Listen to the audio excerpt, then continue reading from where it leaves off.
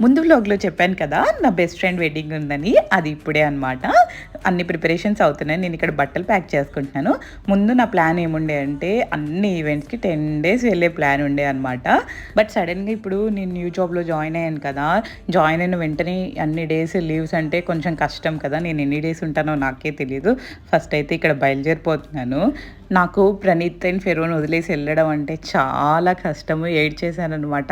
ఫెరో గాడికి అర్థమైపోయింది నేను వెళ్తున్నా అని. అస్సలు దిగలేదు నా మీద నుంచి. ప్రణీత్ అయితే ఎవ్రీ వీక్ వర్క్‌కి వెళ్తూ ఉంటాడు. బట్ నేను వెళ్ళాలంటేనే నాకు చాలా కష్టం. ఎనీహౌ ఇక్కడ ఇంకా బెంగుళూరు ఎయిర్‌పోర్ట్ రీచ్ అయిపోయాను. టెర్మినల్ 2 అయితే బ్యూటిఫుల్ ఉంటుంది కదా! నేనైతే విజయయాత్రకి బిగ్ ఫ్యాన్ అయిపోయాను. అన్ని లైన్స్ కట్ చేసి ఫాస్ట్‌గా వెళ్ళిపోతున్నాను. ఈరోజు నేను ఎక్కిన ఫ్లైట్ చాలా పెద్దదనమాట. అండ్ దెన్ హైదరాబాద్ రీచ్ అయ్యాను. హైదరాబాద్‌కి రాగానే నాకు భలే అనిపిస్తది. అక్కడి నుంచి ఫ్రెండ్స్‌తో పాటు నేను కూడా హన్మకొండకి వచ్చేసాను.